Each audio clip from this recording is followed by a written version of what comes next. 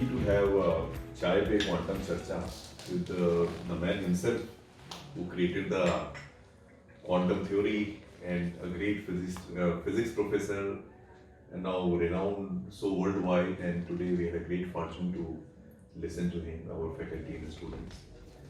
So we were just discussing how the world is moving, and from a very nice, simple life, we are making life so complicated. I was just sharing this saying of Kabir, our ancient Sufi, that कि बिन मांगे जो मिले वो दूध है, मांगे मिले वो पानी, कबीरा कहे वो रक्त है, जीमा खींचा तानी.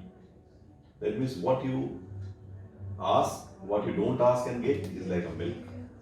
What you ask and get is as water, because at that time there was no distillery, water was free. And where there is so much of, struggle, there is khicha tani. That is as deplorable as taking somebody's blood. But what we are doing? We are running. We don't know why we are running, in what direction we are running. And all the time we are restless. There is no restfulness. So keeping all these things in mind, we thought to have views of Gurudev and Valentina ji, and also they were sharing that lot of diseases are happening because of the defect in the software, because of the wrong belief systems, and also Valentina in her own research has shared that in the US, even in the clinical trials, people are using the forgiveness and also creating a whole new life, the whole new belief system, and how it is impacting the health and health recovery. So I would like to hear from both of you that what do you think and how the concept of quantum healing can play an important role in this integrative medicine. So over to you, Dr. Goswami and Valentina. Well, the two things that are completely forgotten in healing. First of all, the one that you already mentioned, healing is about the archetype of wholeness. So here is an opportunity for the patient and the doctor to learn about how to integrate the dichotomies of life that creates huge amount of conflict. And these conflicts often are expressed in a lifestyle that cannot be sustained by the body, mind, vital, spiritual system that we are. Okay. If we are material, it wouldn't make any difference. But we are not just the material body, that is our hardware. Software is built out of mental and vital potentialities that quantum physics tells us. And then the changes of these things depend on the spiritual, the oneness, which is the basis of everything according to quantum physics, consciousness. And archetypes are the messages of consciousness to take us to wholeness, to health, to well-being, to all these things that we profit, to love, to goodness. So if disease is taking place in this way of looking at it, is that it is not only a danger to survival, but it is also an opportunity to explore wholeness. So from that point of view, for example, cancer is an opportunity to see that I have blocked the energies of love in my heart, and I have to open up these passageways that love can enter and live freely from my heart once again. Okay. It was a very interesting phenomenon. I can see that, in India, no such research has ever been taken on this, that the impact of being suppressed or not being loved, and how it is creating diseases such as cancer. So, would you also like to share? Yeah. So, as you see, nowadays we live a lot in an era of crisis. It's not let's do that. Yeah. All the time, All the and time. get exhausted. Yeah. And it's kind of, in the past, it was always master-slave. Nowadays, it's with the state, the same thing. So eventually, we consume our life, and we forget about the meaning of everything.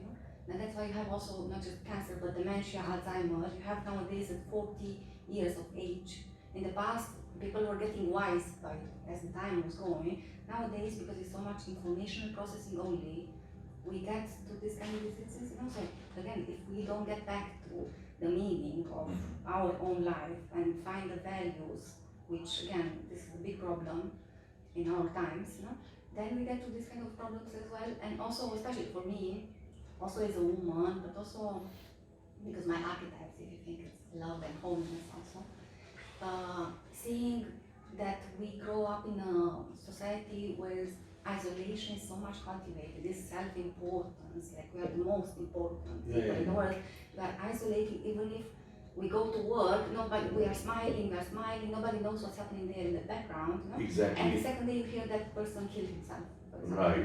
And this depression is so much like you don't know the percentage of people which have this hidden depression, and they keep it, it's all these negative emotional brain circuits, we keep them there, they create a vicious circle which makes our life smaller and smaller, and eventually, of course, this is manifesting in the physical body because this is all an intelligent system. If you go to that and see how it is made, how it's really functioning, you get so amazed, It's not just the hardware, how we call it, it's also all these functions, which a lot is discovered, and that's wonderful in allopathy, but so much more to it is there, So much more when we call it like the energy is collapsed at the level of a chakra. There's this HeartMath Institute, which studied a lot what's happening with the heart, and then with the quantum science, we went even further and discovered, you heard about Rupert Sheldrake's and the morphogenetic fields. We discovered also the function, even more like the function of all these, what we call chakras, for example.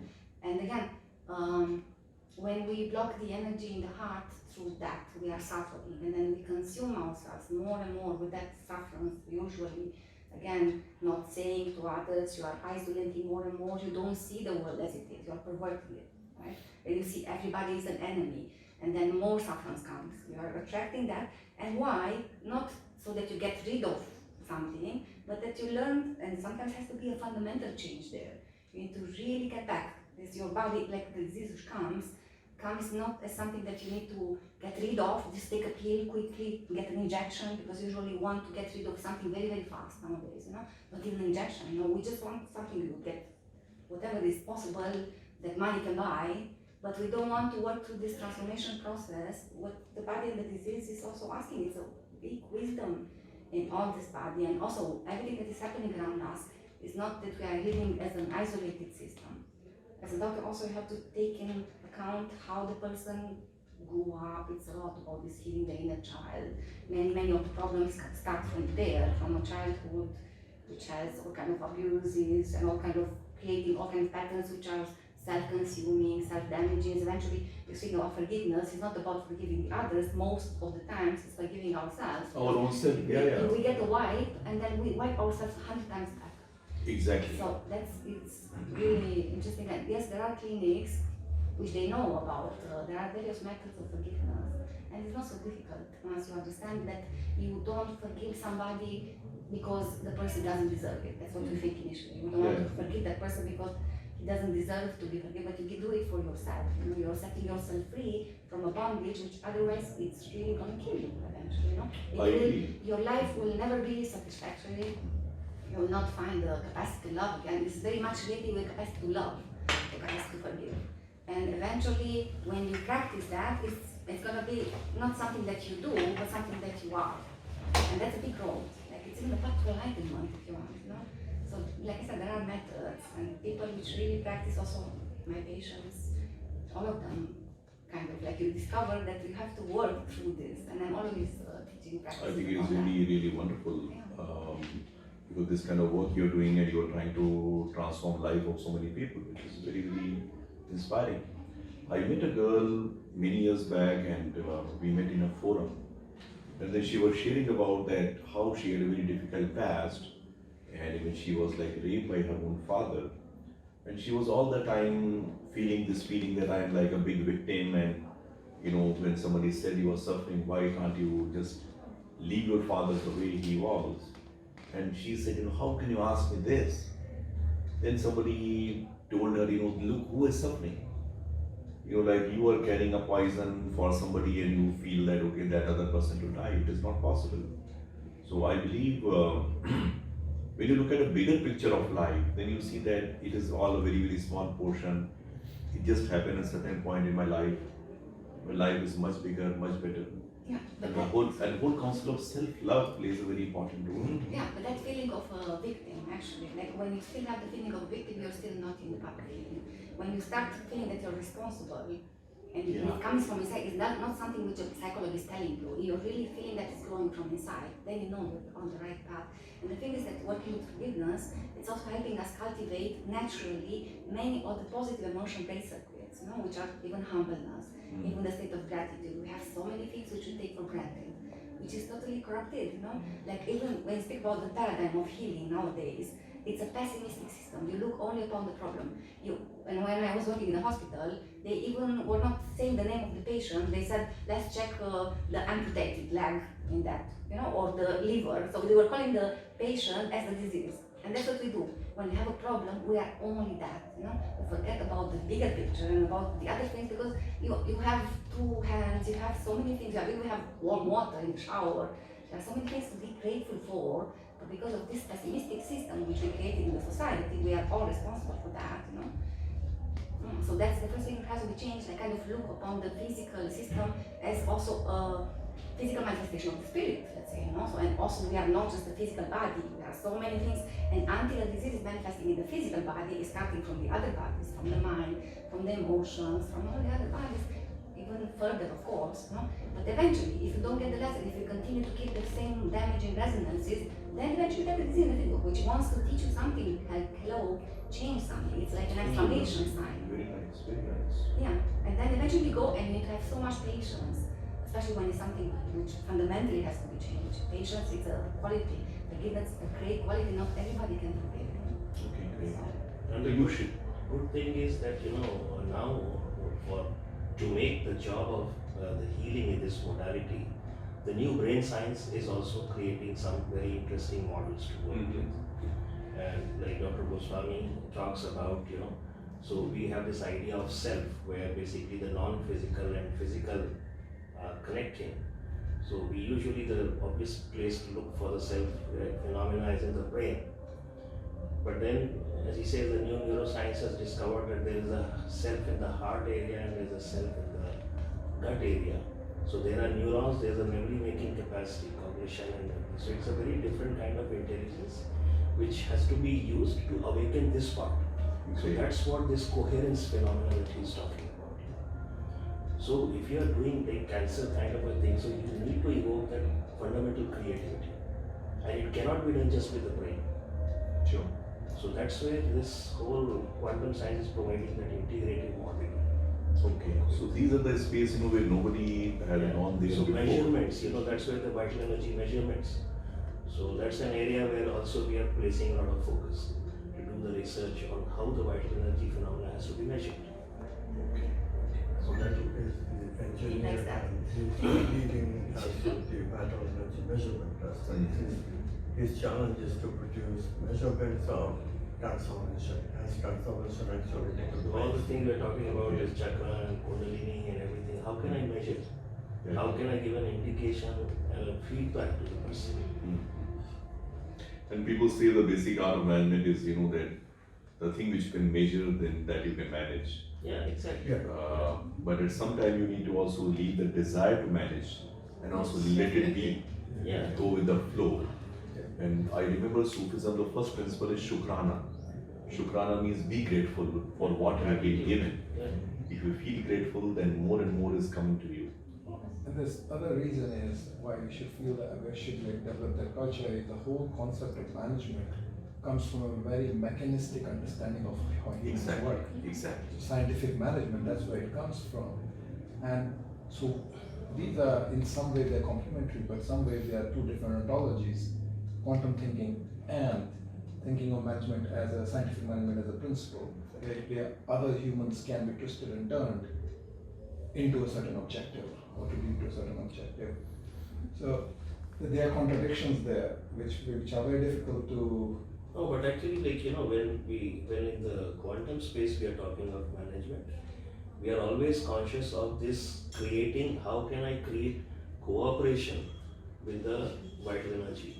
Okay, cooperation Yeah. with the consciousness. I agree with you And then the because divine, But the that is divine, the grace. rethinking, that requires rethinking what management itself is. Absolutely. You know, we seeing in create, terms of Newtonian. yeah, so many times we create our own outcomes by the way we think. Absolutely. Sometimes you say that, okay, I'm going to get this cooperation from a colleague, and if you keep that intention and go to that colleague, you get a very different response. Yeah.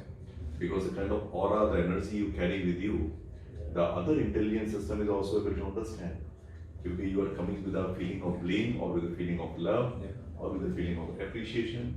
Like I have had this example of, like my coaching engagements which I do, I am introducing a lot of these vital aspects and quantum aspects in that now, even for business scenarios. And I could use a very simple mechanism for changing the person, a businessman, a startup company was struggling with not getting orders for a particular thing from the clients. Okay.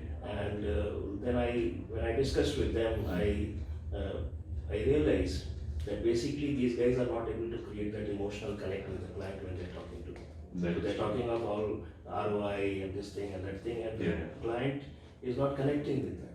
And I Yeah. just gave them some simple exercise and they changed it, and dramatically their whole business situation changed. Great, great, very nice. Yeah, you think about abundance, people which are into money making, right? Okay. So they just want money, money, money, but eventually they end up with a mountain of money, but they're not happy. And then they Yeah. kill themselves again, maybe. So when it's abundance, your archetype, it's perfectly fine. You just need to aim towards abundance at all the levels, and then it's all fine, which means Very again nice. includes all the designate, includes love, includes all the other things.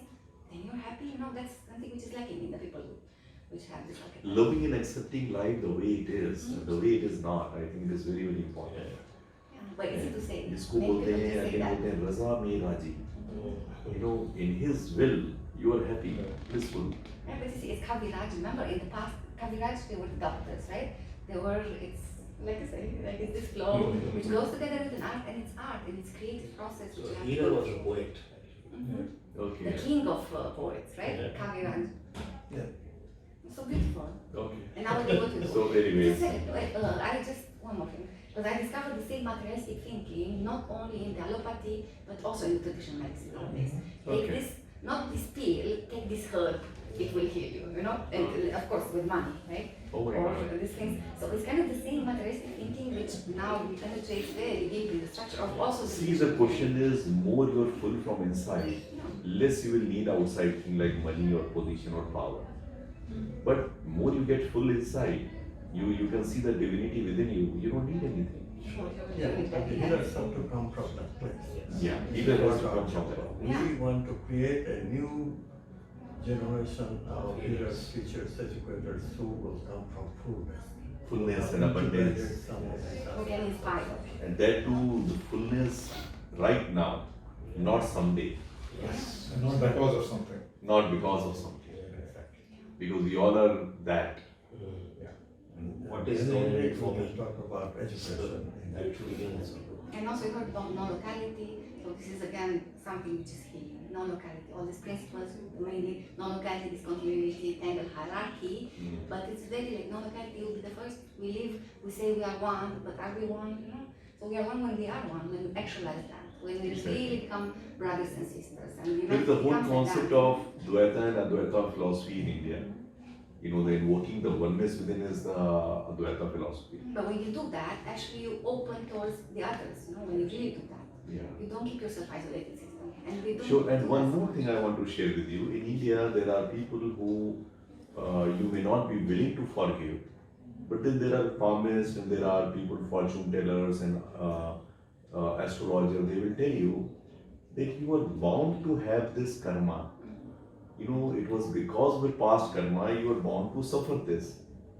Are you getting me? Then what happens? Then you try to forgive them. I don't know how much true it is, but once somebody tells you, this was your karmic date and that is what you have created. And sometimes it is true also. That also is a very, very powerful way to let go of many things in life and to move on in life. And sometimes the belief system, what somebody tells you, it is this, and that also like placebo effect you were talking Yeah, about. yeah, of course. is sometimes very, very important. They consider from where it is coming from. Is it coming from an authentic source? And that is what I like to add. And anyway, thank you so much. Thank you. Really, really appreciate it.